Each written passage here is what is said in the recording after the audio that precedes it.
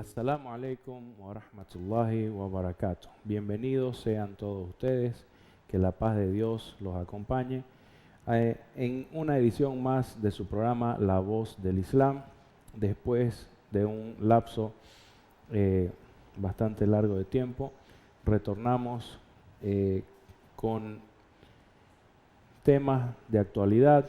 Este es un programa, una producción del Centro Islámico Boliviano que tiene como objeto informar a la población cruceña y boliviana sobre la religión musulmana, sobre la cultura islámica y también sobre aspectos del mundo islámico, esa parte del planeta Tierra tan grande y tan poblada que se viene a denominar el mundo islámico.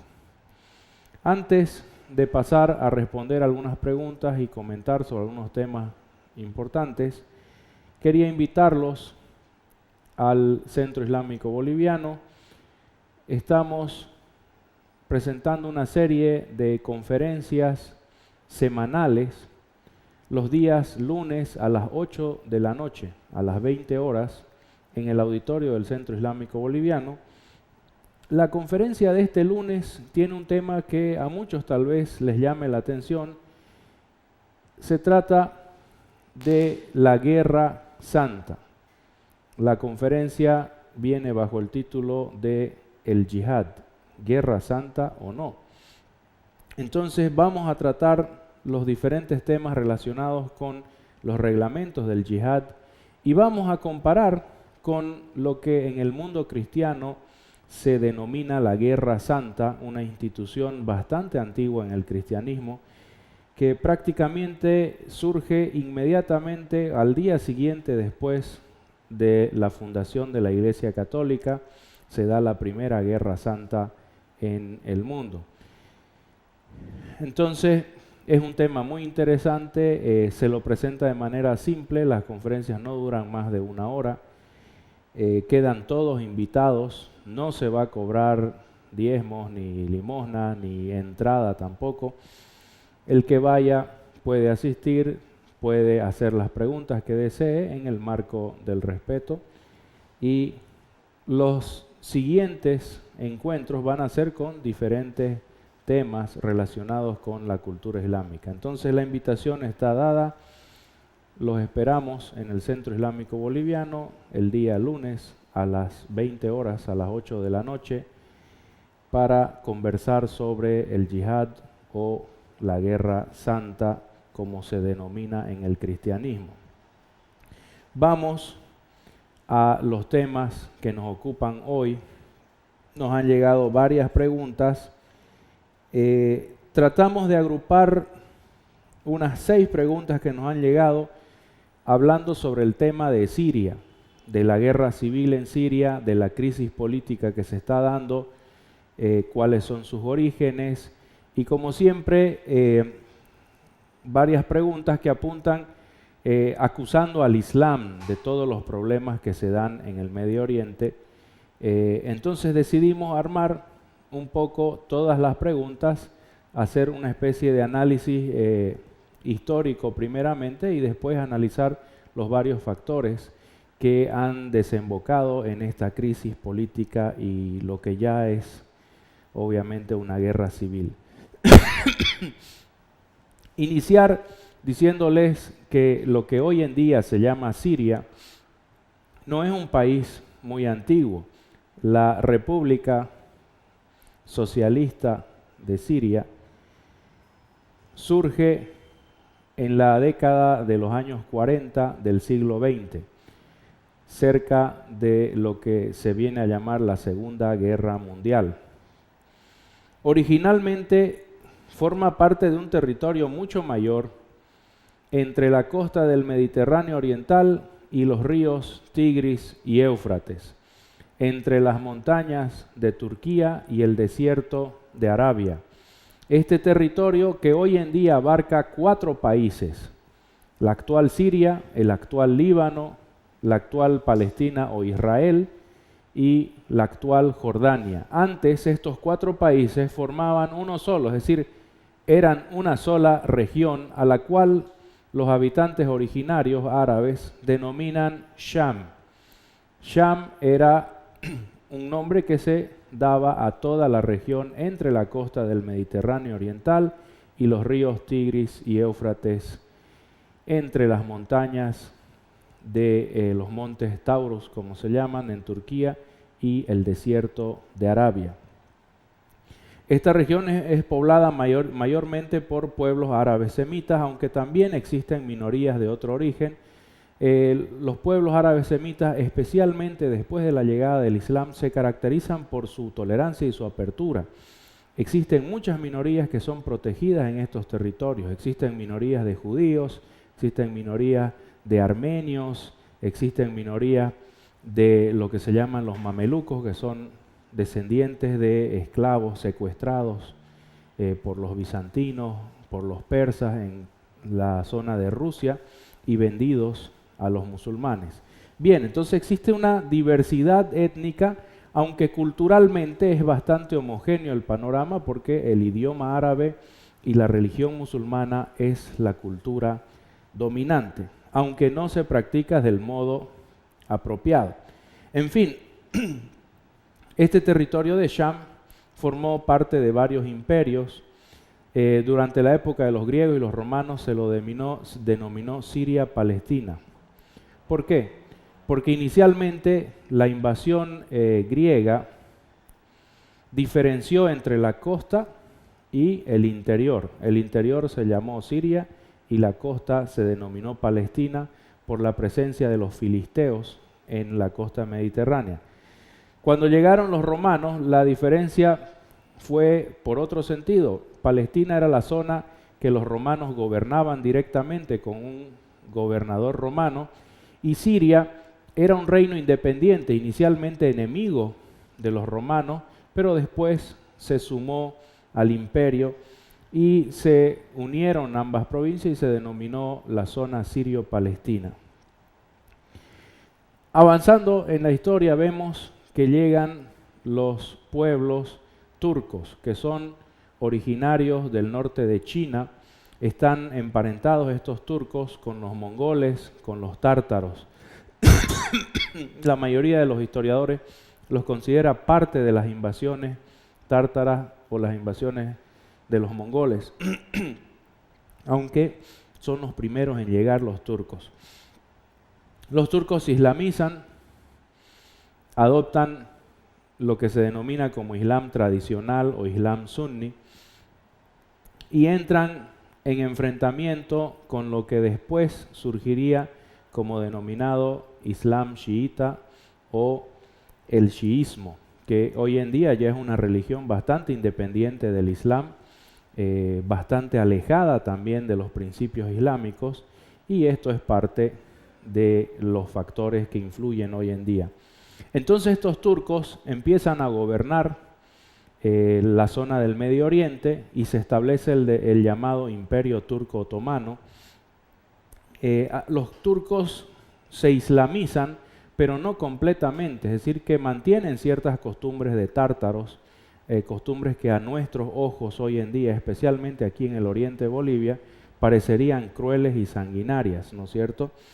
Sin embargo, para otros pueblos, de entre los mismos pueblos que habitan Bolivia, no se ven tan crueles y sanguinarios. Los turcos establecen su gobierno en Siria, e inicialmente los turcos se gobernaban con la ley islámica, la cual dice que no hay diferencia entre los ciudadanos. Inicialmente no hay diferencia entre las razas, entre los diferentes idiomas o los orígenes geográficos.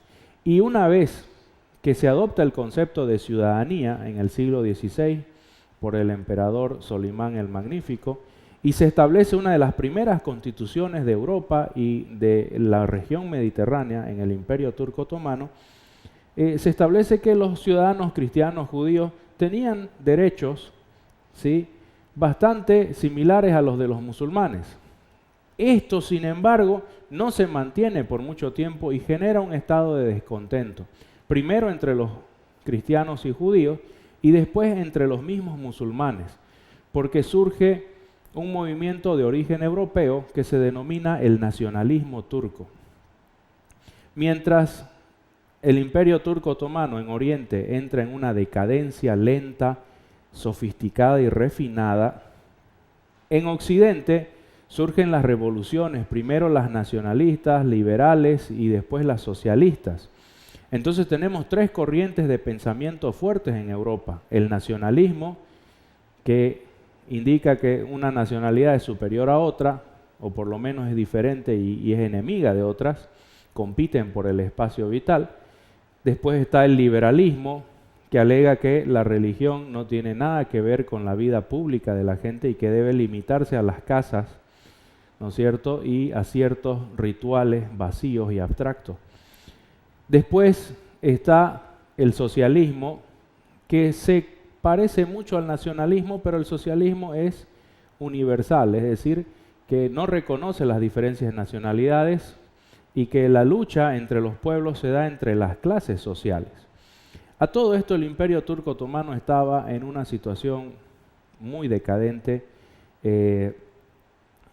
Se gobernaba con una especie de monarquía ilustrada, similares a las monarquías europeas del Imperio Austrohúngaro, el Imperio Español, el Imperio Francés, y mucho más opresora que la del Imperio Inglés, por ejemplo, que ya es una monarquía parlamentaria. Esto lleva, fíjense, el surgimiento del nacionalismo turco, que reclamaba que los turcos eran superiores a los demás pueblos de la zona. La decadencia del Imperio Turco Otomano con sus leyes islámicas teóricamente va generando que el imperio sea controlado por estos jóvenes turcos, oficiales del ejército, abogados, profesionales, que ya no profesan el Islam como religión, sino que profesan su ideología política, nacionalista, liberal o socialista. Varios gobiernos europeos les prestan ayuda militar y dinero al Imperio Turco Otomano, sobre todo en sus guerras contra Rusia, contra los zares, a cambio de que en territorio de los musulmanes del Imperio Turco se enseñe el liberalismo, se enseñe el socialismo o el nacionalismo y se abran universidades con cátedras que difundan las costumbres y la religión europea entre los habitantes. Los turcos ceden porque al final la necesidad, dicen la necesidad es atea, ¿no es cierto? No conoce a Dios, la necesidad es urgente. Entonces, para recibir estos préstamos y estas ayudas militares, los turcos van dejando penetrar estas ideologías fuertemente. Y así como penetran Turquía, entran en Siria también. Solo que en Siria se da una situación extraña. Existe una élite turca nacionalista tremendamente discriminatoria hacia la mayoría de la población, que es árabe principalmente, cristianos y musulmanes, y hay también una minoría judía, armenia, kurda, etc. Se va haciendo muy tensa la relación porque los turcos cada vez discriminaban más a los demás sirios, provocando que entre los árabes se dé una rebelión contra el Imperio Turco. Ahora esta rebelión coincide con la Primera Guerra Mundial.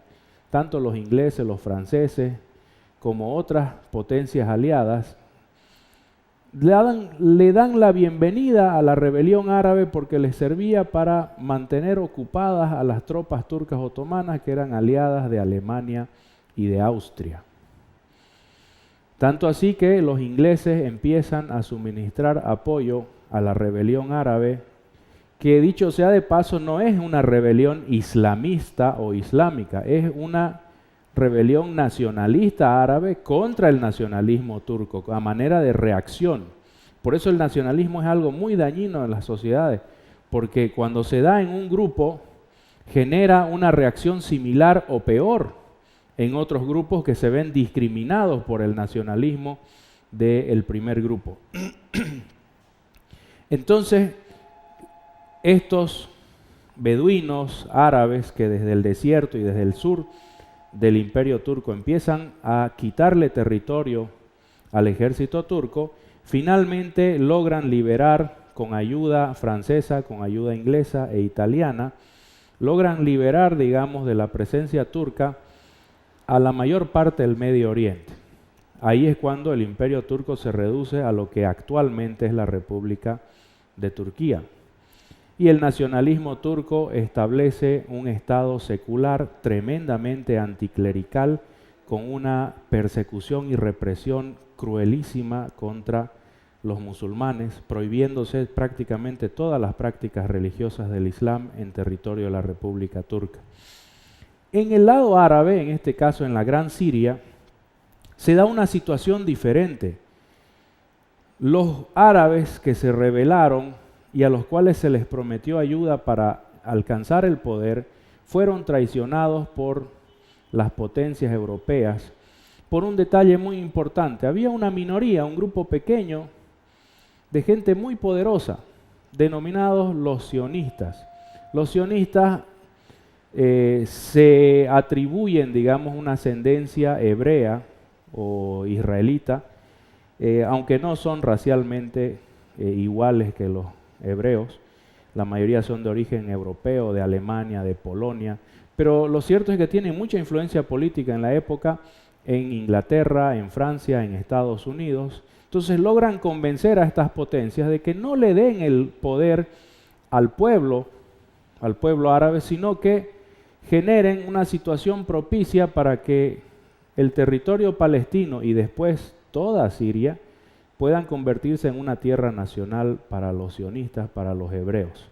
Poco a poco Inglaterra va infiltrando cantidades de sionistas, no al gusto de los sionistas, porque ellos deseaban introducir más gente. Se van dando conflictos y aquí se da una división. Entre Inglaterra y Francia dividen a la Gran Siria. El norte queda en manos de los franceses, lo que sería actualmente Siria y Líbano, que hasta ese momento nadie mencionaba la existencia de un país llamado Líbano. Y lo que hoy sería Jordania, Palestina o Israel, era todo considerado un protectorado inglés. Era la provincia aledaña a la ciudad santa de Jerusalén. No existía un país llamado Jordania, no tiene ni siquiera mención en la historia. Jordania por el río Jordán, pero no existía un país llamado Jordania. Todo esto se llamaba la Gran Siria, Sham. Entonces surge una Siria francesa y una Siria inglesa. La Siria inglesa se divide en dos, la mitad se la entregan en bandeja de plata a los sionistas, que son parte de la población hebrea, y la otra mitad se la entregan a un jeque que combatió durante la rebelión árabe contra los turcos, de la familia o del clan Hashemi, los hashemitas, y se inventan el reino hashemita de Jordania, que bueno, así surgen todos los países, no es que sea denigrante ser inventado o no. Bolivia también se inventó, Perú se inventó, Ecuador no existía, ¿no es cierto? Son voluntades políticas del momento y surge el reino hashemí de Jordania en la ribera oriental del río Jordán y Palestina o Israel en la ribera occidental. En el norte, los franceses tenían cada vez más dificultad para controlar a la población árabe, a la cual se le había prometido tener un rey, tener un soberano. Los mismos árabes, influenciados por el nacionalismo, influenciados por el liberalismo y por el socialismo marxista, empiezan a rebelarse contra las tropas francesas, que son claramente una ocupación colonial. Finalmente, ante las crisis de la Segunda Guerra Mundial, ante la amenaza nazi en Europa, los franceses ceden y van dando cada vez más independencia a la Siria francesa.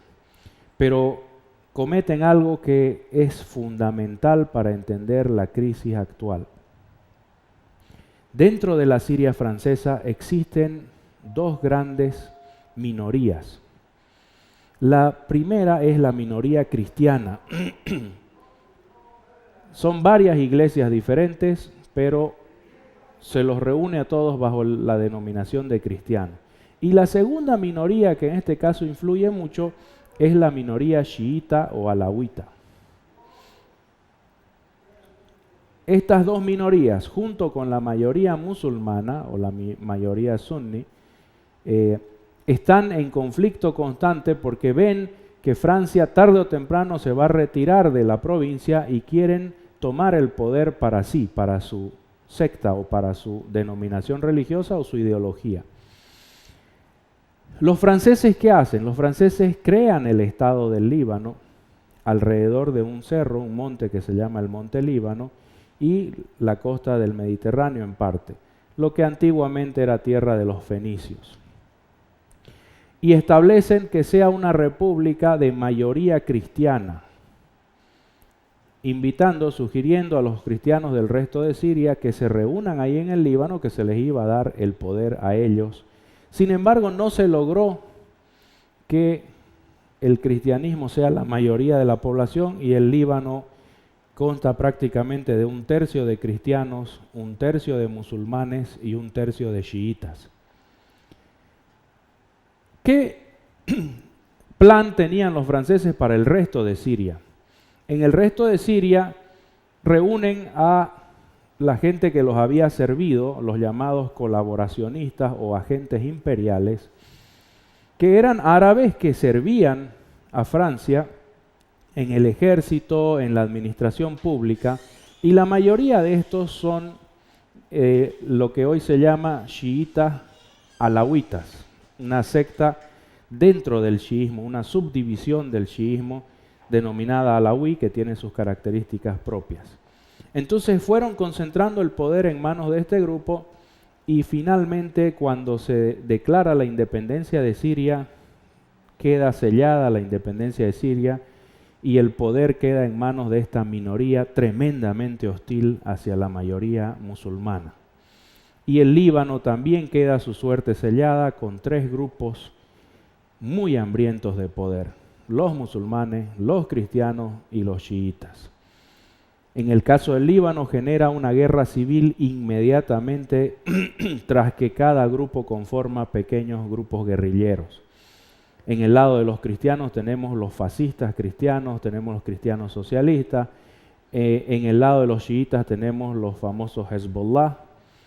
En el lado de los sunnis tenemos los refugiados palestinos y tenemos tropas en un principio leales al gobierno libanés y después colaboradores con la invasión siria.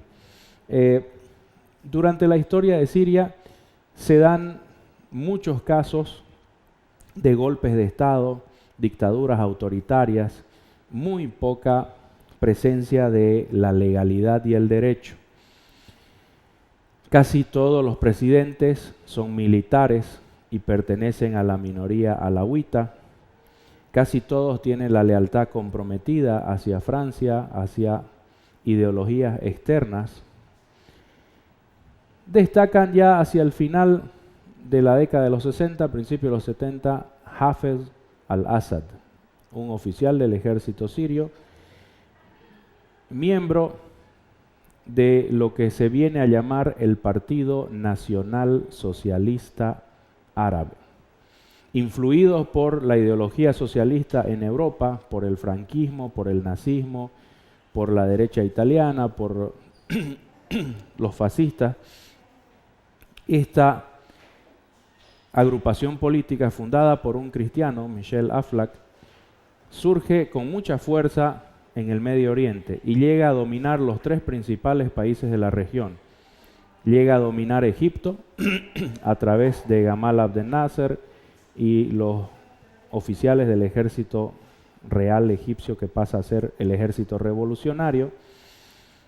En Egipto, este partido político nacional socialista árabe inmediatamente se enfrenta con el partido islamista, los hermanos musulmanes, y lo reprime severamente, masacrando a sus integrantes desde la década de los 50 y los 60 y encerrando en la cárcel a los líderes más prominentes y finalmente ejecutándolos.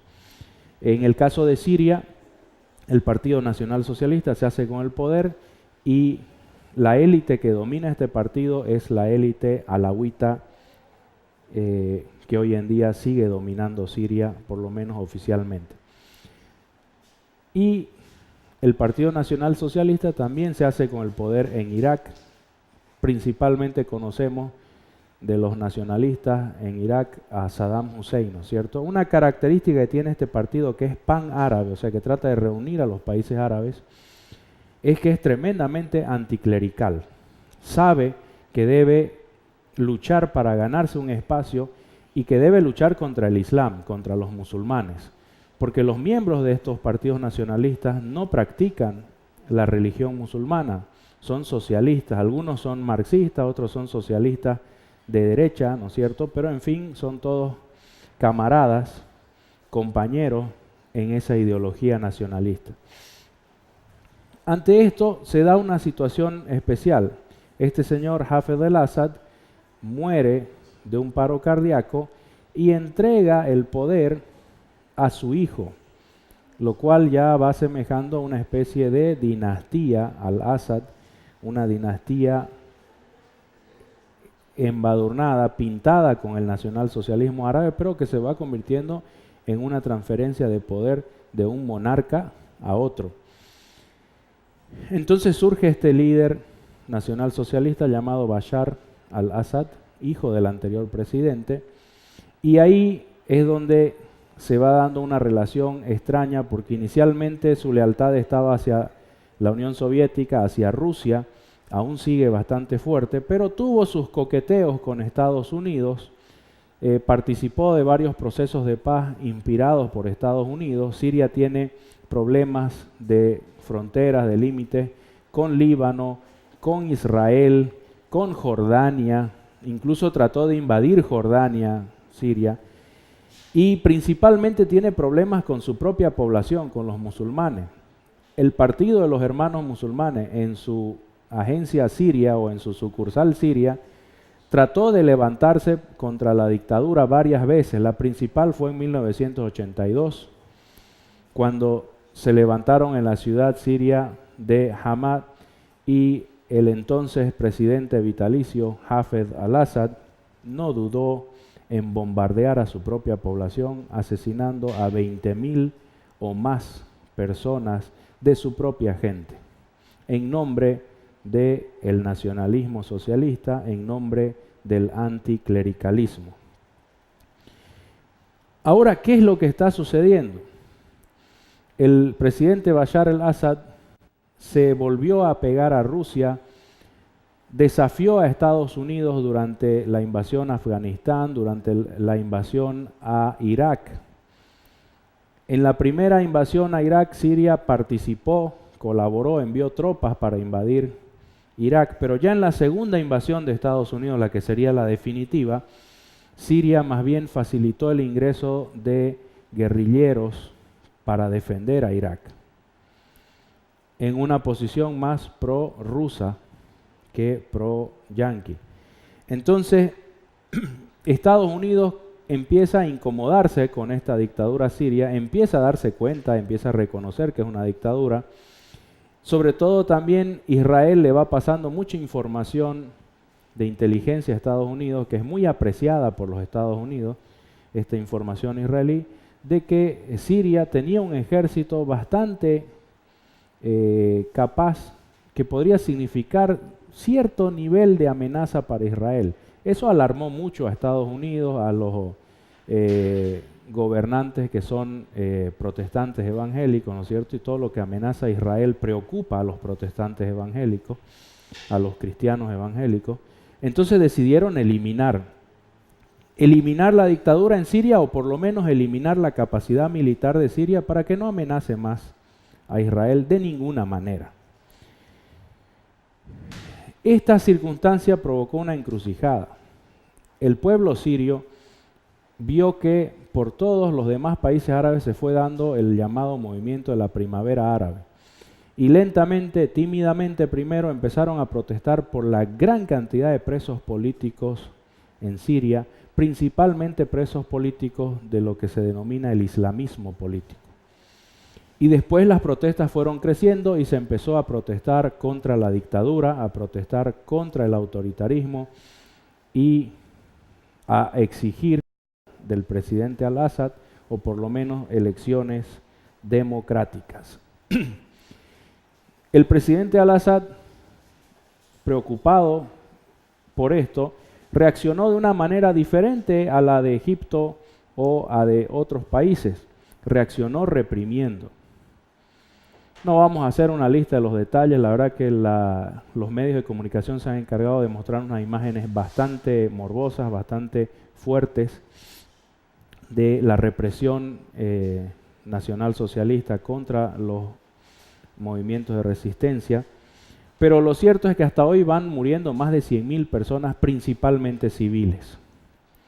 ¿Quién está al otro lado? ¿Quién se está enfrentando contra el gobierno secular, contra el gobierno nacional socialista? Los que se enfrentan son varios grupos o facciones, como es normal en estos movimientos de resistencia, ¿no? Cada ideología política no es suficiente para conformar un ejército, si es que no cuenta con ayuda externa. Entonces, ¿qué hacen los sirios? Se han aliado varias fuerzas. Están los islamistas moderados, están islamistas más normales y están los extremistas que se menciona que están miembros de Al-Qaeda, que es increíble de dónde saca recursos Al-Qaeda. En todas partes donde le conviene a Estados Unidos aparece Al-Qaeda, ¿no es cierto? Es como la viruela. De todos modos, aparte de los islamistas moderados, regulares y extremistas, tenemos también partidos nacionalistas sirios que no son islámicos y tenemos partidos liberales. Todos van reuniéndose para hacer un frente común de liberación nacional contra la dictadura. Entonces es obvio que cada una de estas ideologías políticas va a tener sus padrinos del exterior, ¿no? Estados Unidos ve con mucho interés que haya una presencia liberal en Siria porque es la ideología que profesa, es prácticamente la religión que tiene Estados Unidos, es esta democracia liberal. En cambio, Rusia, China, por ejemplo, no quieren liberalismo en Siria, quieren que se mantenga un nacionalsocialismo cercano a ellos. Y en fin, tenemos los musulmanes, que son los que más apelo tienen entre la población. El Islam es la cultura, no digamos dominante políticamente, pero sí es la más extendida y la más seguida y respetada por la gente. La mayoría de los líderes de la resistencia son eruditos de la ley islámica, son juristas, son teólogos que ahora hacen de guerrilleros, ¿no es cierto?, y se enfrentan contra la dictadura. Lamentablemente muchos de ellos van siendo asesinados, mueren en estos combates y aparentemente la intervención extranjera, en el caso de Estados Unidos e Israel, lo que va a hacer es fortalecer la presencia liberal en la resistencia contra la dictadura, tratando de quitarle espacio a los grupos guerrilleros islamistas, porque los países con partidos liberales en gobierno le temen tanto al Islam como a las dictaduras. Y hemos visto ya lo que pasó en Egipto, han preferido que mueran cientos y cientos de personas y que haya miles de heridos, con el solo objetivo de que el Islam no aproveche el vacío momentáneo que dejó la dictadura militar en Egipto. Entonces, en el caso de Siria es lo mismo, solo que el régimen dictatorial de al-Assad, de los alawitas, no se rinde, sigue luchando, tiene un apoyo implícito de Rusia, sigue recibiendo armas y sobre todo tiene ahora el apoyo de Irán. El apoyo de Irán se manifiesta a través de la presencia de las milicias de Hezbollah en territorio sirio, luchando la guerra a nombre del gobierno sirio y sobre todo reprimiendo a cualquier persona en el Líbano, que como ustedes saben está al lado, que quisiera ayudar a los grupos de resistencia y rebelión contra el gobierno. Entonces se ha desestabilizado lo que nunca fue estable en realidad, porque desde que llega Israel, desde que surge el nacionalismo, el socialismo en el Medio Oriente es una lucha constante. El Medio Oriente tiene una fractura social, económica y política entre los que dicen que si son musulmanes los habitantes deberían practicar el Islam en lo político y los que dicen que se puede ser musulmán y practicar otra religión en lo político, en especial la religión de los padrinos que ayudan a los partidos liberales, a los partidos socialistas, en fin, como se llama el partido no importa, siempre y cuando haya ayuda económica como la que le da Estados Unidos al ejército egipcio, por ejemplo. Entonces esa fractura, ese conflicto, ninguno de los dos bandos es despreciable en cantidad. Los musulmanes son bastantes, sobre todo tienen apoyo popular, pero no cuentan con padrinos efectivos, es decir, que la entrada de armamento y de dinero no es la deseada por ellos. Y en el otro lado tenemos estos pequeños grupos liberales o nacionalistas que, si bien son poco numerosos, tienen bastante influencia económica y militar, porque reciben armamento y ayuda de varios padrinos que están en Europa, en Estados Unidos, etc. No sabemos exactamente qué irá a pasar en este momento. La intervención estadounidense debe aprender de las anteriores intervenciones. Estados Unidos sabe que su única ventaja sobre las tropas árabes es en lo tecnológico. El soldado estadounidense no se ha mostrado muy superior a los guerrilleros desorganizados del Medio Oriente.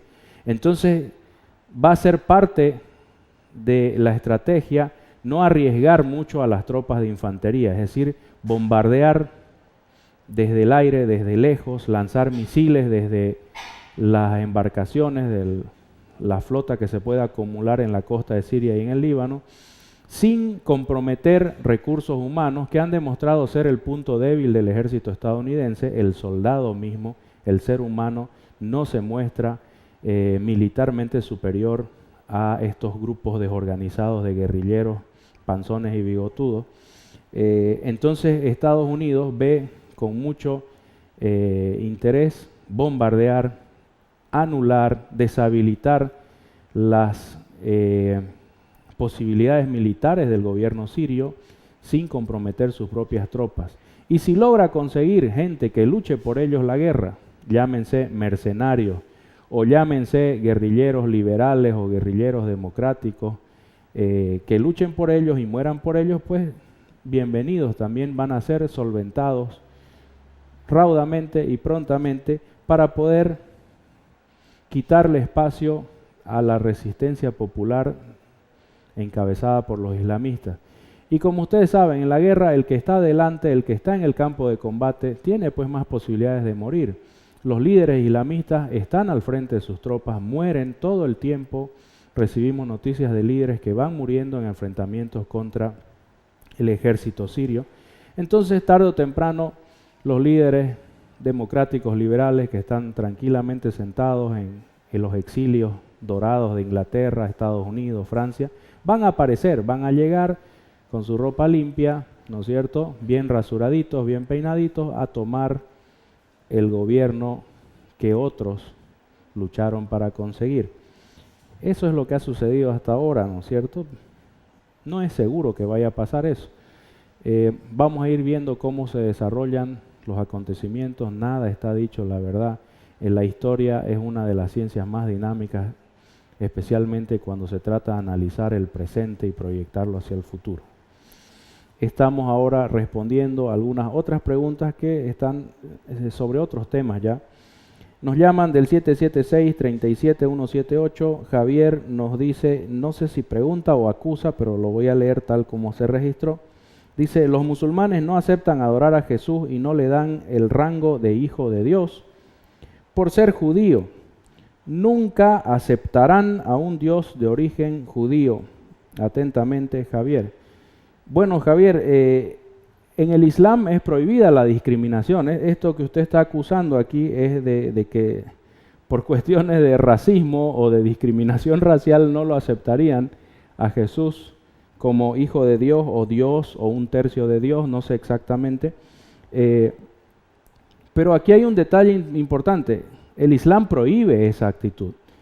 Dice claramente en el Sagrado Corán que no hay diferencia entre árabes y no árabes, que todos los pueblos fueron creados con diferentes características para que se reconozcan y que el mejor entre todos los seres humanos es el que más fe en Dios tiene. Entonces no hay un motivo real dentro de los textos, dentro de la ley islámica, que sustente su afirmación de que por discriminación racial no lo aceptarían a Jesús. Además, que vemos claramente que, según el Sagrado Corán, la mejor entre las mujeres es la Virgen María, la paz sea con ella, y ella es judía. Y el Sagrado Corán no se hizo ningún problema. Y el único hombre que logró hablar con Dios es Moisés, la paz sea con él, y él también es judío. Y los musulmanes veneramos a todos los profetas, ¿sí?, que pueden ser denominados judíos, y eso no es ningún desmerecimiento, no es malo ser judío. Por otro lado, también agregaremos que los musulmanes no le dan el rango de hijo de Dios literal engendrado, ¿no es cierto?, engendrado a Jesús. Y no son los únicos en ello. Y no tiene nada que ver con el hecho de que Jesús sea judío. Por lo siguiente, los mismos judíos no le dan el rango de hijo de Dios a Jesús. No lo adoran a Jesús, no lo reconocen como Dios. Los mismos judíos, de los cuales usted dice que es el motivo para ser discriminado.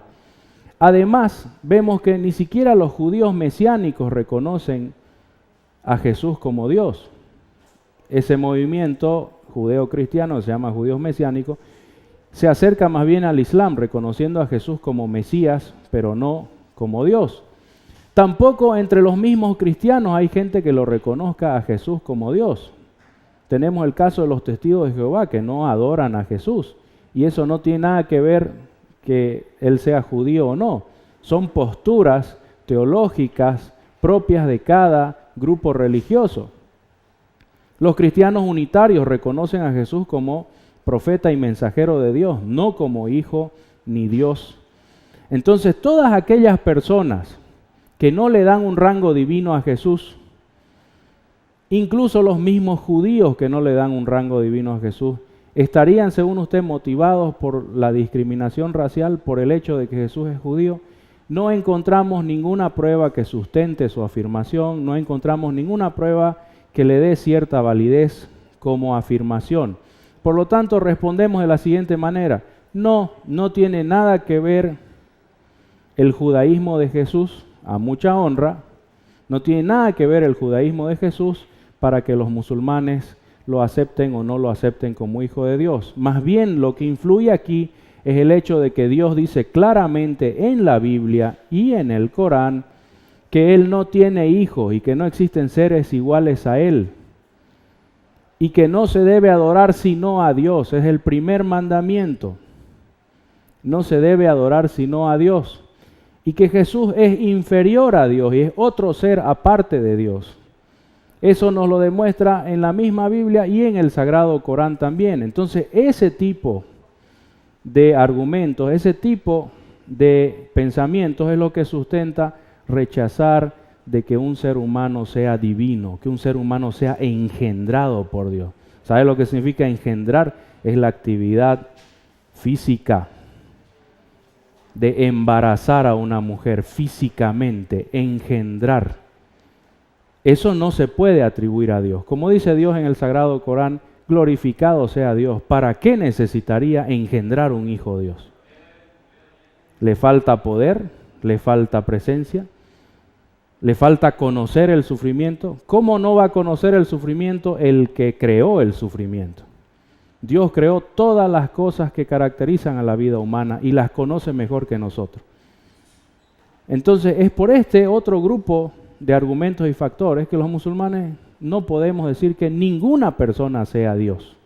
Solamente Dios se lo puede llamar al creador de los cielos y la tierra, un ser que está por encima de la materia y que no se puede caracterizar como humano. ¿Ya? Entonces no, la respuesta es negativa. No tiene nada que ver la discriminación racial. No tiene nada que ver si es chino, si es hincha de Guavirá, o si es judío, o si es alemán. No tiene nada que ver. Ningún ser humano es Dios. Dios no se encarna en los seres humanos. Dios es un ser superior. Si nos da el tiempo, tenemos una última pregunta. Del 760-11-031 nos dicen: ¿qué relación tiene el Maitreya con la bestia mencionada en el Apocalipsis? No sabemos nosotros sobre la bestia del Apocalipsis. El Apocalipsis es el último libro de la Biblia. es muy conflictivo, hay muchas interpretaciones, hay mucha ambigüedad, ¿no es cierto? No tenemos nosotros conocimiento válido sobre esta situación en el Apocalipsis. Aparentemente el Maitreya es una figura de la religión budista o de la filosofía budista, es una encarnación posterior de Buda. Me van a disculpar si mi conocimiento es muy superficial sobre el budismo, no es mi interés específico.